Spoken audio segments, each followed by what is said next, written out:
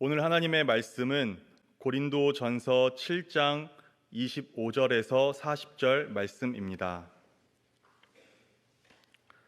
고린도전서 7장 25절에서 40절까지의 말씀입니다. 하나님의 말씀입니다.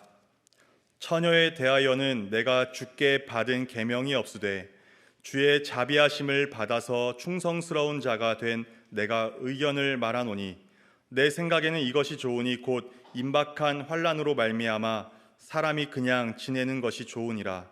네가 아내에게 매였느냐 노이기를 구하지 말며 아내에게서 노였느냐 아내를 구하지 말라.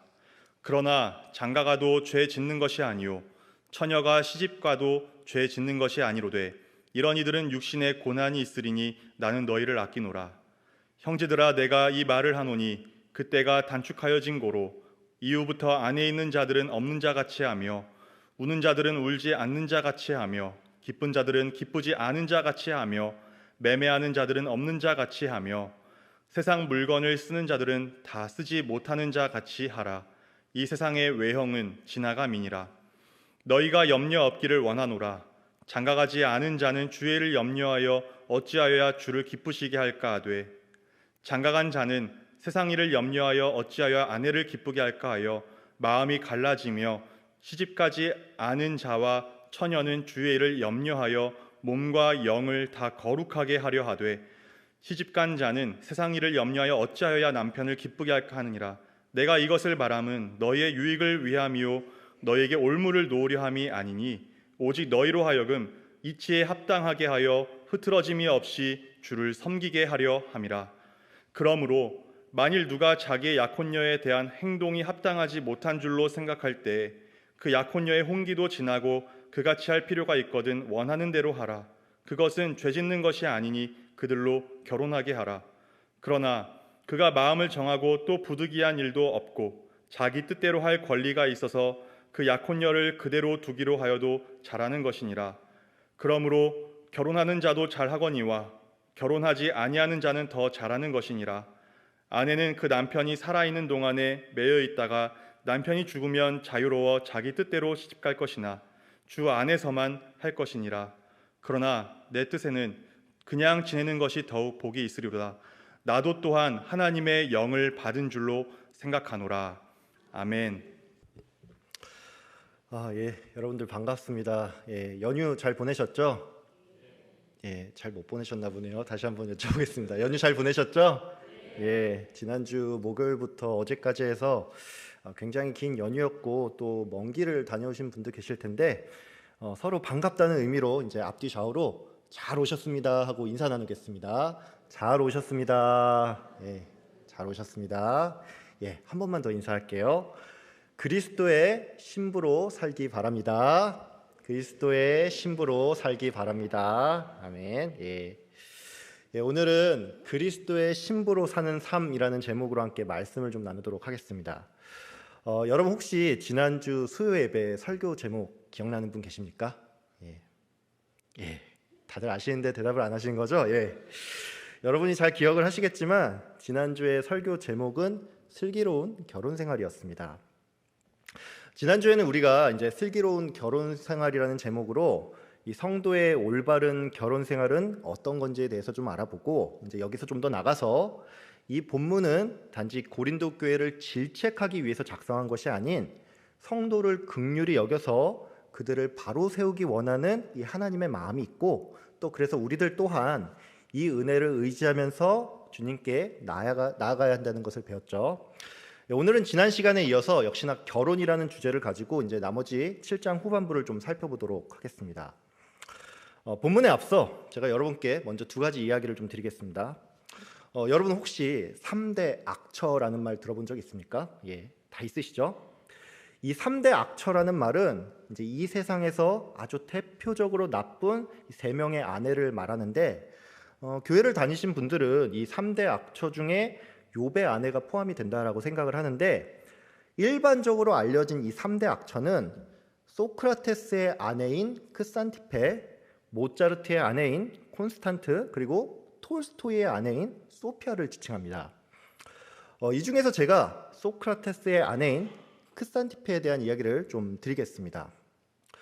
소크라테스의 아내인 크산티페는 그 남편인 소크라테스에게 말을 함부로 하면서 또 남편을 자주 무시를 했는데 그래서 크산티페는 그 시대에도 이미 악처로 사람들에게 잘 알려져 있었습니다.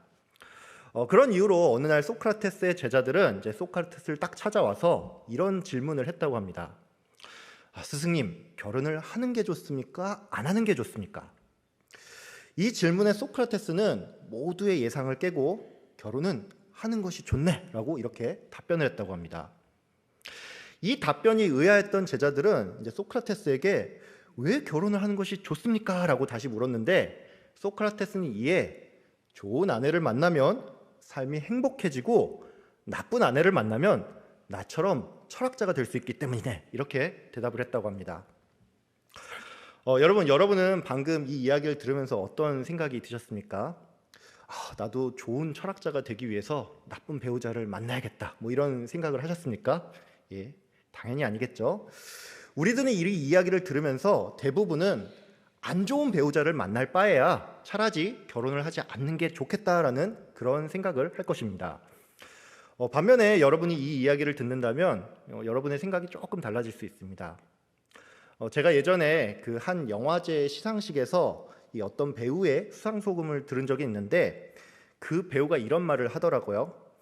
자신이 오랜 시간 거의 무명으로 지내다가 이번에 자신이 출연한 영화가 크게 흥행을 하면서 이렇게 나무조연상까지 받게 됐는데 자기가 이렇게 상을 받게 된 가장 큰 까닭은 바로 아내의 내조 때문이라는 것입니다. 이 배우는 자기의 아내 또한 역시나 자신처럼 본업이 배우였는데 아내는 자신을 위해서 본인의 연기도 포기를 하고 집에서 아이들을 돌보느라 또 다 밖에서 돈을 버느라 굉장히 많은 고생을 했다는 겁니다. 이 배우는 자신이 오랜 시간 무명으로 있다 보니까 경제적으로도 많이 힘들고 또 아내에게 면목이 없어서 연기를 포기해야 하는 건 아닌가 이런 고민을 했는데 그때마다 아내가 자기한테 다가와서는 여보, 내가 집안 살림이랑 애들은 책임을 질 테니까 여보는 그냥 연기나 열심히 하세요 뭐 이렇게 응원을 해줬다는 겁니다. 이 배우는 이렇게 자신이 힘들고 포기하고 싶을 때마다 아내를 통해서 힘을 얻었고 그래서 연기자 생활을 지속해올 수 있었다면서 내가 이렇게 큰 상을 받게 된 것은 모두 나의 아내 때문이니 이 상을 아내에게 바친다라고 수상소감을 전했습니다. 여러분 앞서 두 가지 이야기를 제가 여러분께 드렸는데 여러분은 이 얘기를 들으니까 어떤 생각이 드십니까? 결혼을 하는 것이 좋다고 생각을 합니까? 아니면 하지 않는 게 좋다고 생각을 하십니까? 아마도 여기 계신 대부분의 성도님들은 결혼에 대해서 그래도 어느 정도는 긍정적인 생각을 가질 겁니다. 다만 내가 어떤 배우자를 만나냐에 따라서 결혼 생활이 좋을 수도 있고 또 힘들 수도 있다라는 그런 생각을 하겠죠. 참고로 이 세상은 결혼에 대해서 크게 두 가지 시선이 있습니다. 하나는 결혼을 장려하는 입장이고 또 하나는 결혼하는 것이 여러모로 좋지 않다는 입장입니다. 지난주에 명절이 있었으니까 하는 말인데 여러분 우리가 명절날 가족들끼리 모이면 이제 그 중에 결혼 정년기인 사람이 있을 때 너는 결혼 언제 할 거니? 만나는 사람은 있고 뭐 이런 말들을 하고 또 듣지 않습니까? 이 말을 듣는 당사자는 이게 굉장히 큰 스트레스가 될 수가 있고 또 이런 이유로 명절날 가족 모임에 일부러 빠지기도 하는데 요즘은 그래서 비교적 이런 말을 좀 자제하는 편입니다. 다만 대체로 연세가 조금 있으신 분들은 결혼에 대해서 긍정적으로 생각을 하고 결혼은 반드시 해야 한다는 그런 생각이 좀 있는 편입니다. 반면에 요즘은 비혼주의라는 게 또 유행을 하고 있습니다. 여러분 지금 우리나라의 평균 초혼 연령이 어떻게 되는지 아십니까? 남자는 평균 34세이고 여자는 평균 31세라고 합니다. 세계적으로 볼 때 우리나라는 아시아에서는 가장 늦게 결혼하는 나라이고 세계 전체를 보더라도 10손가락 안에 들어갈 정도입니다. 여러분도 기억을 하시겠지만 2000년도 이전만 하더라도 20대에 결혼하는 사람들이 많았고 또 그 이전 세대는 20대 중반만 해도 결혼하는 사람들이 많았습니다. 근데 요즘 사람들이 이렇게 결혼을 늦게 하는 이유는 여러 가지 사회적인 이유 때문에 그렇습니다. 가령 예를 들어서 내 집 마련이라든지 육아 같은 이 현실적인 이유 때문인가 하면은 특히나 여자분들은 출산 이후에 이 경력이 단절되는 문제가 있기 때문에 갈수록 사람들이 이 결혼을 미루는 그런 경향이 생겼다는 것이죠.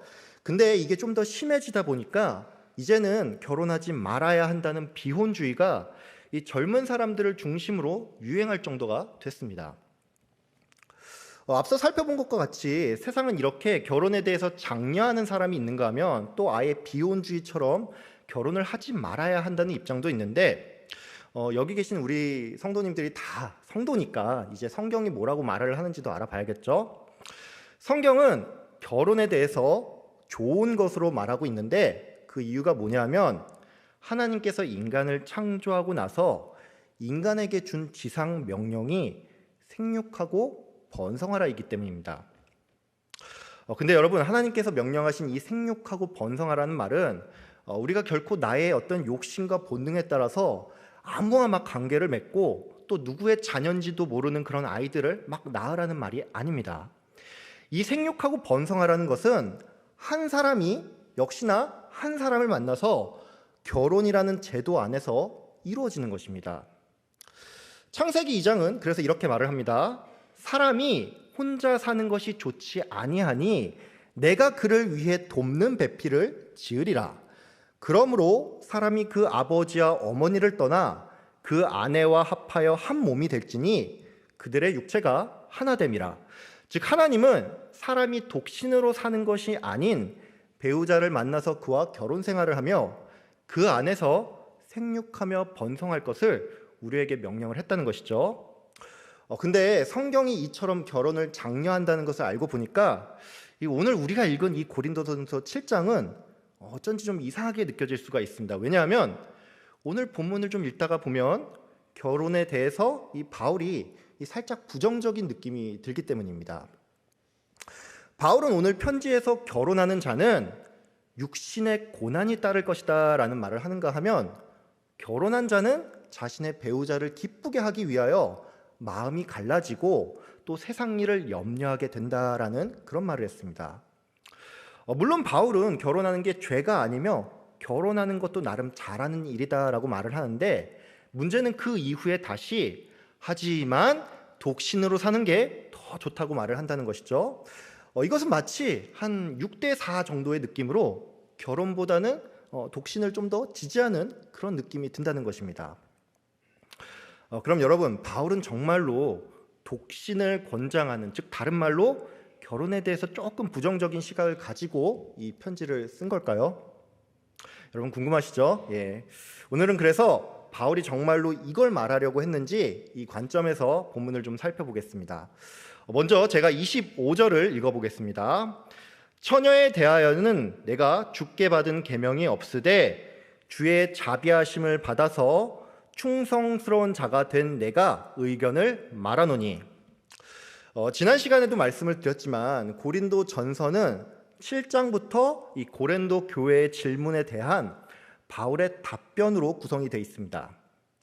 지난주에 살펴본 7장의 전반부는 결혼과 관련한 일반적인 질문에 대한 답변이라면 오늘 25절은 여기서 조금 더 세분화해서 처녀의 결혼과 과부의 재혼에 대한 세부 질문이라고 할 수가 있습니다.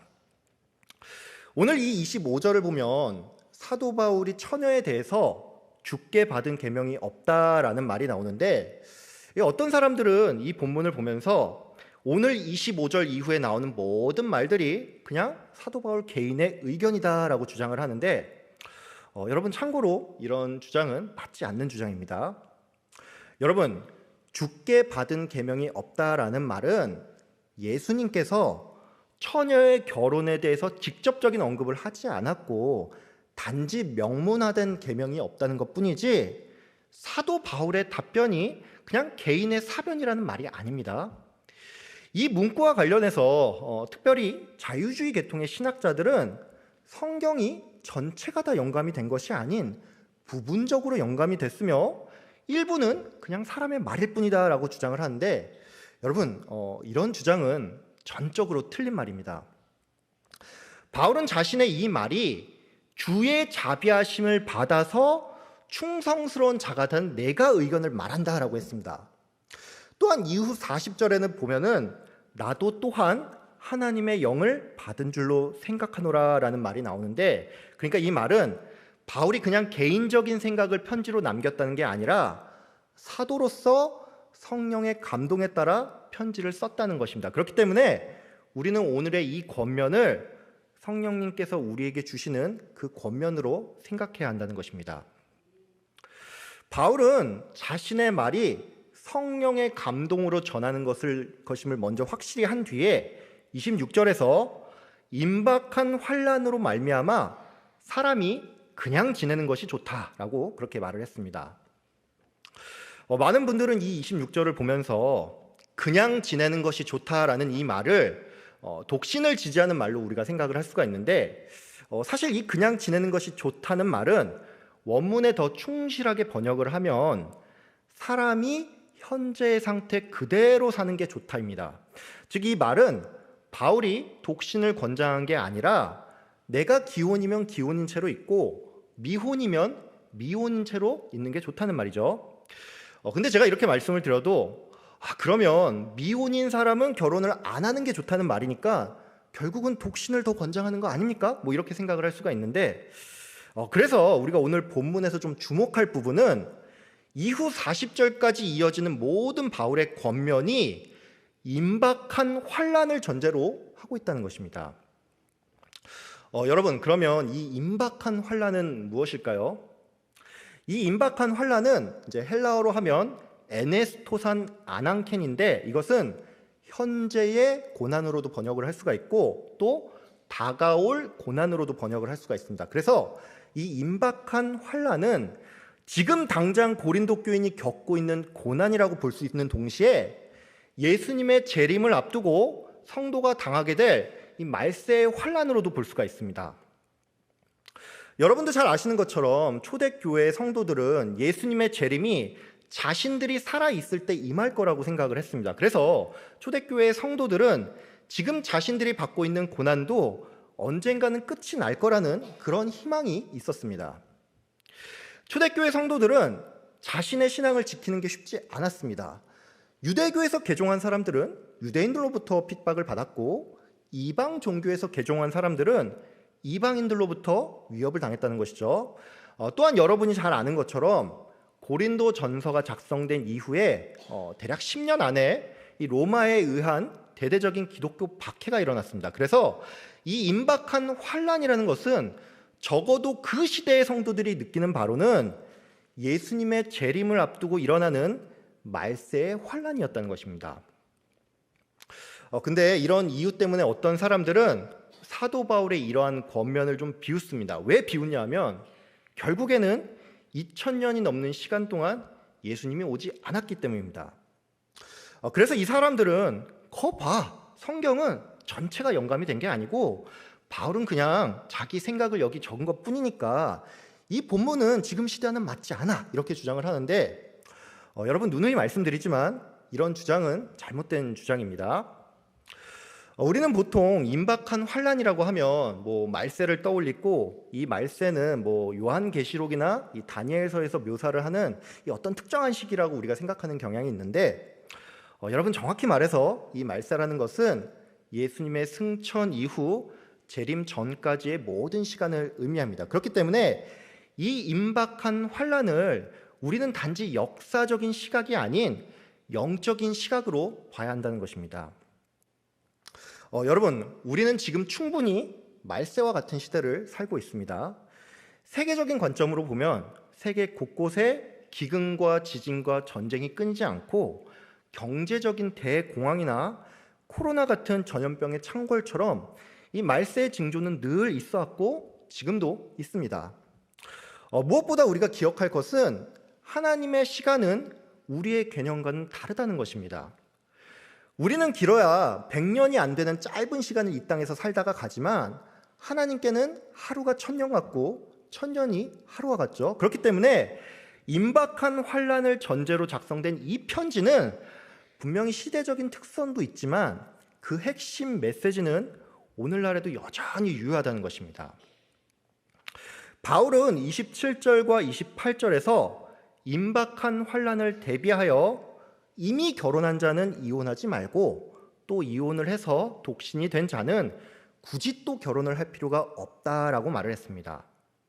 바울은 장가를 가는 것도 시집을 가는 것도 죄는 아니지만 결혼한 사람들에게는 육신의 고난이 따를 거라는 그런 말을 했습니다.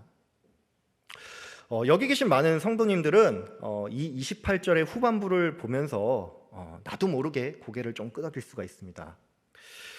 저 또한 이제 오늘 말씀을 준비하기 위해서 제가 항상 읽던 성경책을 폈는데 예전에 이 구절을 읽으면서 무슨 생각이 들었던지 제가 이 구절에 밑줄을 쳐놓고 심지어 동그라미까지 그렸더라고요. 여러분 오해는 하지 마십시오. 저는 화목하게 잘 살고 있습니다. 근데 여러분 우리가 가정생활이 화목하다 아니다 이것과는 별개로 여러분도 공감을 하시겠지만 결혼 생활은 그 자체로 분명히 어려운 게 있습니다. 혹시 여러분 이런 말 들어본 적 있습니까? 인생의 무게가 나 혼자 살 때는 대략 1 정도 된다면 결혼을 하고 나면 그 무게가 5가 되고 자녀가 생기면 10이 되며 대출을 받을 때 20이 된다. 여러분 이런 말 들어본 적 있습니까? 저는 제가 이 모든 걸 겪어보니까 이게 정말로 맞는 말이구나라는 그런 생각이 들었습니다. 이 중에 어떤 분들은 특별히 나의 배우자나 나의 자녀가 내 인생에 풀리지 않는 숙제와 같이 느껴지는 분도 계실 텐데 그래서 많은 분들은 결혼한 사람에게는 육신의 고난이 따를 것이다 라는 이 바울의 말에 굉장히 큰 공감을 하실 겁니다.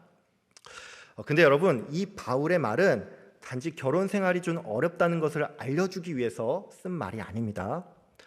앞서 말씀을 드렸지만 바울은 임박한 환난을 전제로 이 편지를 썼습니다. 그렇기 때문에 바울의 이 권면은 비유를 하자면 우리가 전쟁통에 내가 홀몸이면 피신이 훨씬 더 수월한 것처럼 임박한 환난 가운데 있는 사람이 내가 챙겨야 할 가정까지 있다면 이게 훨씬 더 힘이 든다는 의미로 바울이 이 말을 했다는 것입니다.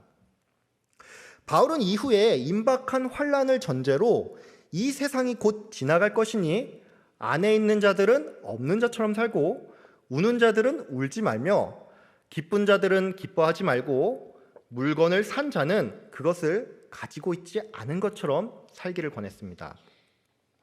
바울은 성도가 삶을 포기하라는 의미로 이런 말을 한 게 아니라 성도가 예수님의 재림을 기다리는 입장에서 이 세상에 너무 얽매여서 살지를 않기는 바라는 마음에서 이 말을 했습니다.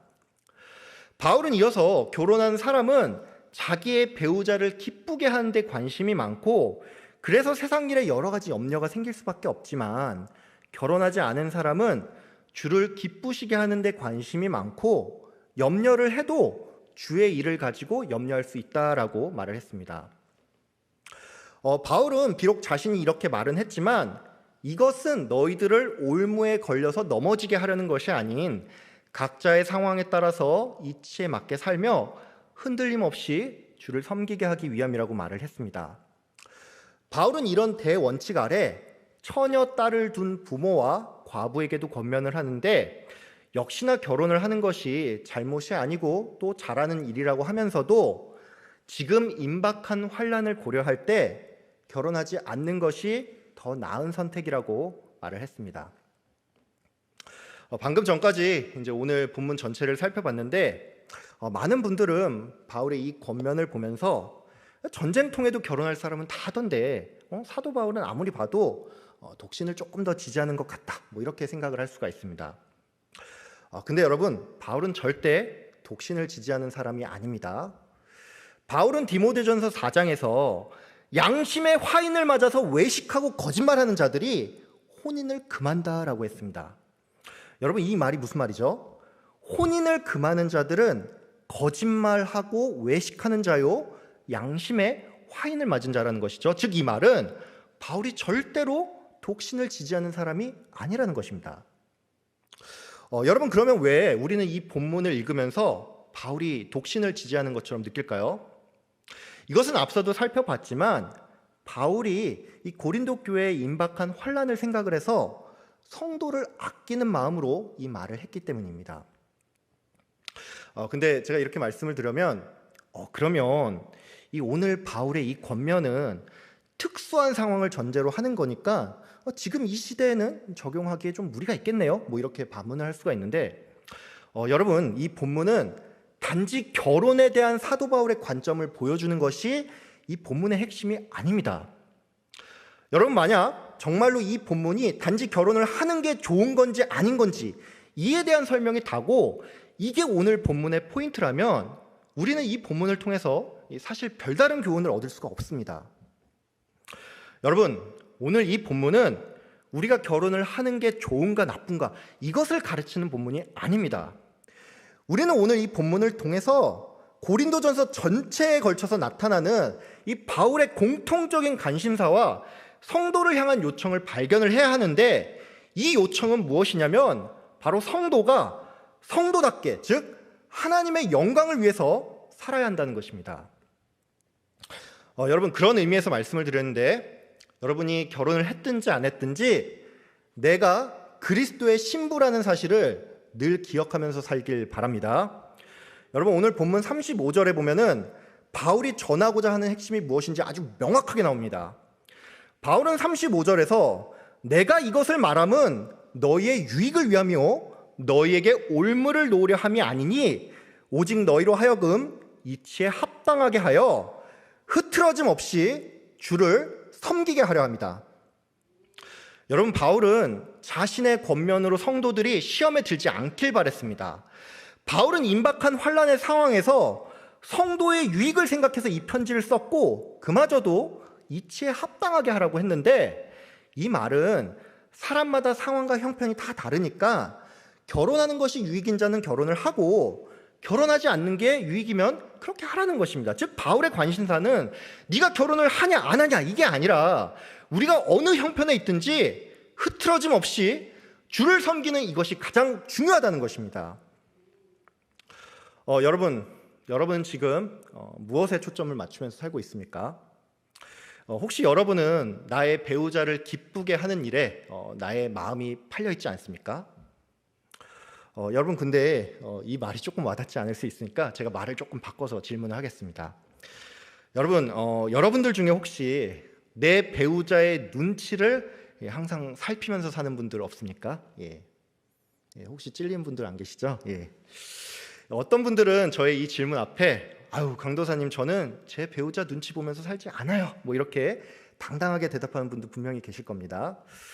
제가 이런 분들이 계실까봐 이제 질문을 좀 달리하겠습니다. 여러분은 나의 자녀를 기쁘게 하는 일에 혹시 그 마음이 팔려 있지 않습니까? 여기 계신 대부분의 성도님들이 자녀가 있고 또 손주까지 본 성도님들 많으시죠? 많은 성도님들은 나의 자녀를 매우 사랑합니다.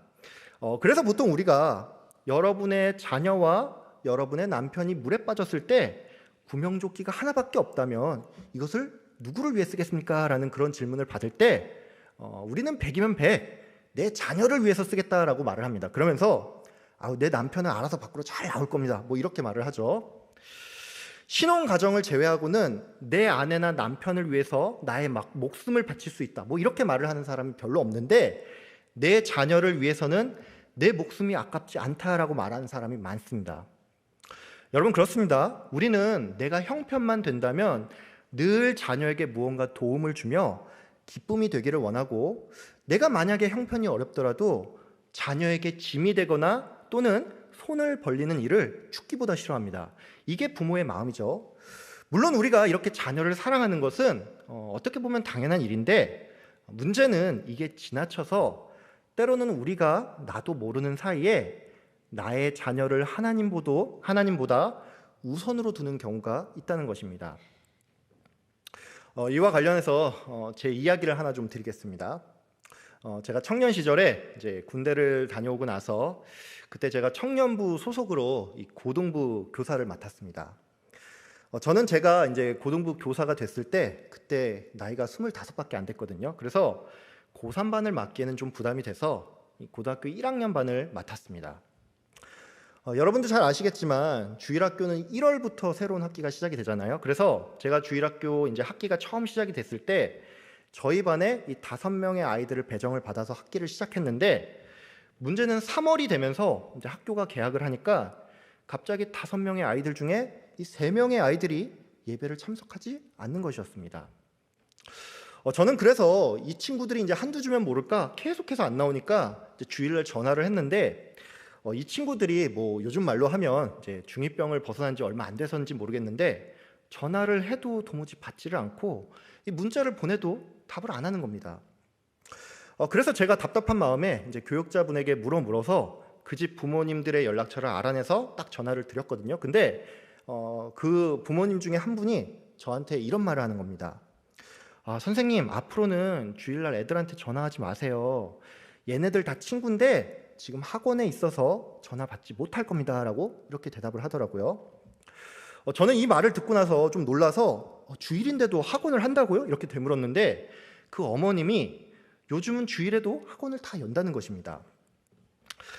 저는 그때 제가 청년이기도 하고 좀 어렸던 탓에 단도직입적으로 어머님, 근데 주일날은 교회 나와야죠. 학원에 보내는 건 좀 아니지 않습니까? 이렇게 직설적으로 질문을 했습니다. 제가 시간이 지나고 보니까 이렇게 말을 하는 것은 조금 제 잘못이라고 생각을 하는데, 여러분 솔직히 저의 이 말이 절대로 틀린 말은 아니잖아요, 그렇죠? 근데 이 어머님이 저한테 이렇게 대답을 하더라고요. 선생님, 물론 주일날 교회 가서 예배드린 거 중요하죠. 근데 고등학생이잖아요. 얘들 이제 중학생 아니고 대학 입시생이에요. 선생님, 주일날 예배드리고 돌아오면 몇 시간 금방 지나고 애들 피곤하다고 하루 종일 공부도 하고 안 하고 잠만 자요. 대학교 가면은 그때 우리 애들 다 청년부 잘 나갈 거니까 걱정하지 마시고 앞으로는 연락 안 하셔도 됩니다. 이렇게 대답을 하는 거였습니다. 여러분, 제가 방금 전에 드린 이 이야기가 최근의 이야기 같죠? 여러분, 근데 이게 벌써 20년 전 이야기입니다. 여러분, 요즘은 더 심하면 심했지 지금이 그때보다 나아진 게 없습니다. 저는 그런 의미에서 외계인들로 구성된 중등부와 어른인 척하지만 생판 아이돌로 구성된 이 고등부를 제가 맡지 않는다는 사실이 얼마나 감사한지 모릅니다. 여러분, 제가 여러분께 질문을 하나 드리겠습니다. 여러분, 방금 전에 이야기한 그 고등학생 친구들 대학교 가서 청년부 나왔을 것 같습니까? 예. 여러분도 예상을 하겠지만 그 친구들은 고등학생 때부터 예배를 빠지더니 이게 버릇이 돼서 아예 교회를 떠났습니다. 여러분, 근데 제가 정말로 기가 막힌 게 뭔지 아십니까?